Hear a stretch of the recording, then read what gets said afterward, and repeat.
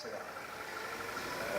Quand j'ai fait mes recherches à l'état civil de Notre-Dame, j'ai découvert donc 7 frères et sœurs. Là, quand même, c'était surprenant. J'en ai parlé avec mon père. Et il était gêné. Parce qu'il savait que ce n'était pas vrai ce qu'il m'avait dit. Il avait un peu oublié, mais comment s'arrange avec sa propre histoire. Donc quand je lui en ai parlé, il m'a dit ah oui, il y en a un et puis une autre. On était 3. On était loin des 7 encore. Mais déjà, accepter que j'étais quand même surpris. Accepter de reconnaître que il y avait. Non, mon père n'était pas fils unique, c'était de sa part quand même d'être bizarre. L'explication que je fais, qui est subjective, mais je crois que quand même dans les phénomènes migratoires, c'est un phénomène important, c'est que la migration, c'est quelque chose de très difficile. C'est une rupture. C'est-à-dire, les gens qui partent ne font pas de gaieté de cœur. Il y a un côté coup de hache. Vous ne partez pas comme ça, avec un billet de retour. Vous ne savez pas vraiment où vous allez, vous ne savez pas comment ça va se passer. Mais il n'y a pas d'espoir de retour, il n'y a pas d'idée de retour. Donc, c'est brutal. Voilà, je pense que dans un psychisme d'un individu, c'est une rupture définitive et totale. Et dans cette rupture définitive et totale, on ferme les portes du passé, d'une certaine manière. En tous les cas, c'est vrai pour la migration italienne, sicilienne de la fin du XIXe siècle, celle dont je suis l'héritier. On ne voulait plus entendre parler du pays maudit. C'est quand même un pays maudit, puisqu'on en est parti, c'est qu'il ne nous a pas donné notre place. Et donc, voilà, on va jeter, on s'en va. Donc, dans la rupture, il y a aussi l'amnésie. C'est-à-dire que cette histoire, on ne la transmet pas. De toute façon, c'est que du malheur. Donc, voilà.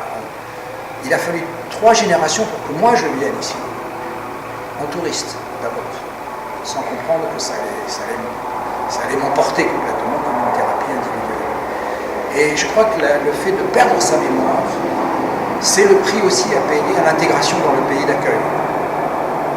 Donc si on pouvait tout effacer de son passé, c'est mieux. D'ailleurs, je note que j'ai demandé les actes, quand ils ont demandé la nationalité française, mon père et tous ses frères, j'ai demandé les documents d'archives. Et je vois qu'ils ont menti. Ils n'ont pas dit toute la vérité. Parce qu'ils ont peur, ils ont eu raison.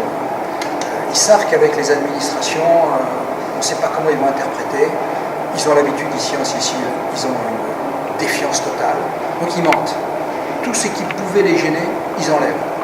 Aujourd'hui, ils auraient du mal, parce qu'avec l'informatique, mais à l'époque, donc je pense que le fait de perdre sa mémoire, d'effacer le passé, de tout ce qui peut gêner, ça participe à la fois de l'acte fondateur de l'exil et de la rupture qu'il implique, mais aussi participe de l'intégration dans un pays nouveau où on veut apparaître lisse, au moins devant les institutions.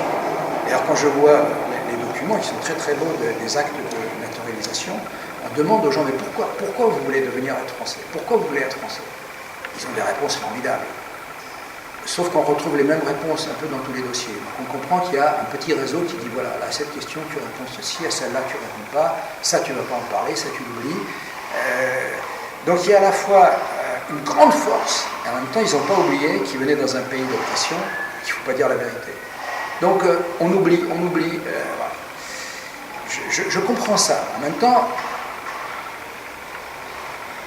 mon grand-père s'est donc installé à Marseille, avec sa mère. Il a épousé une Française. Je trouve que déjà, il fallait beaucoup d'amour pour ça, de la part des deux. Parce qu'épouser quelqu'un qui s'appelle San Marco au début du XXe siècle, c'est comme épouser un arabe aujourd'hui. C'est pas bien. On les appelle les babis. Les babis, ça veut dire... c'est une insulte, les crapauds. Donc, il y a une transgression de la part de cette jeune femme à épouser ce vieux Sicilien. Il y a beaucoup d'amour, donc, je trouve ça c'est assez formidable. Et donc, ils veulent se dégager aussi là, de tout ce qui pourrait les gêner par rapport à autrui. Et il se trouve que cette jeune femme va mourir, très jeune, quand mon père a 2 ans. Et donc, il est élevé par ses tantes maternelles. Donc là, c'est la famille française d'origine qui reprend le dessus et qui n'aura de cesse de gommer encore plus l'histoire sicilienne. Donc là, on est dans une autre histoire. C'est plus l'histoire des migrants qui sont en rupture par rapport au pays d'origine et qui sont dans une volonté de s'intégrer. On est dans l'histoire des gens du pays d'origine, bon, qui ne sont pas très contents qu'une jeune femme, une de leurs sœurs, ait épousé un étranger. Et à partir du moment où les enfants reviennent parce que la mère est morte, on va effacer tout ça. Et donc, à mon père sera transmis tout le temps un message péjoratif sur son père. Pas intéressant, il va dans les bars. Moi, j'ai tout recomposé. C'est totalement inventé. Donc, on sent que là, ils ont même essayé de changer son nom. San Marco, ça fait étranger. Eux, il s'appelle Sabatier, ça, c'est le vrai français. Donc, ils ont essayé de le convaincre de changer le nom du père. Et là, le nom du père touche alors au fondement de la psychanalyse. Et heureusement, la loi française ne le permet pas. Mais quand même, ça a beaucoup traumatisé mon père.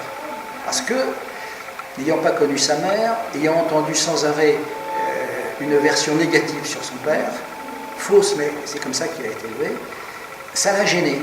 Et ça l'a beaucoup marqué d'être tout le temps considéré comme, au fond, pas complètement français à cause de ce nom.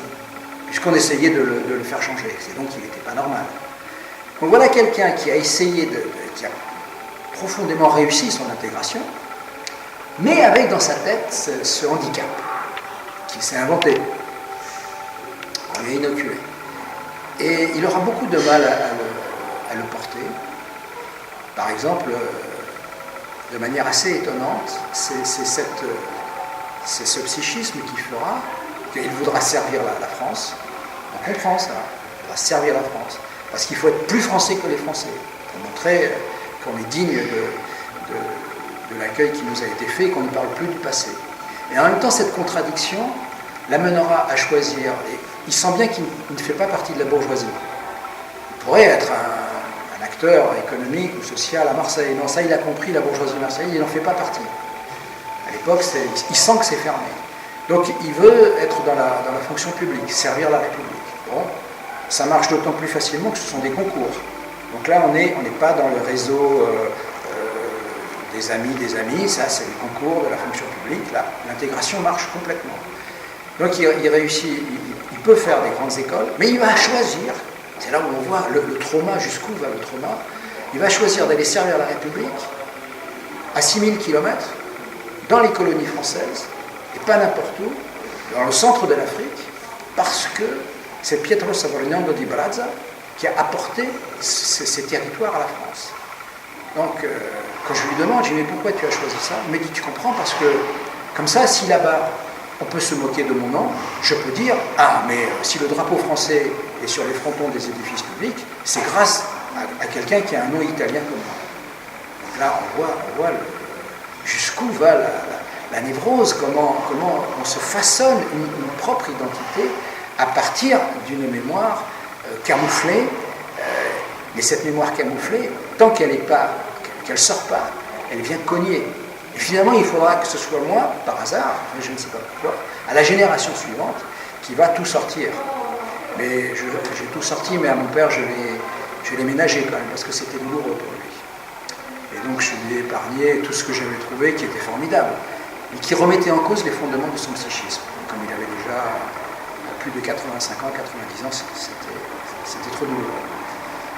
Mais quand même, c'est un bel exercice. Je crois que la mémoire, c'est quelque chose qu'il faut chérir. Vous ne pouvez pas vous en débarrasser. Autant j'admire le courage des gens qui sont en rupture et qui partent, mais en même temps, peut-être pas cette génération, peut-être pas la suivante, mais certainement la troisième, devra réassumer ce passé pour l'apaiser. Parce que tant que cette mémoire n'est pas apaisée, vous êtes dans la violence.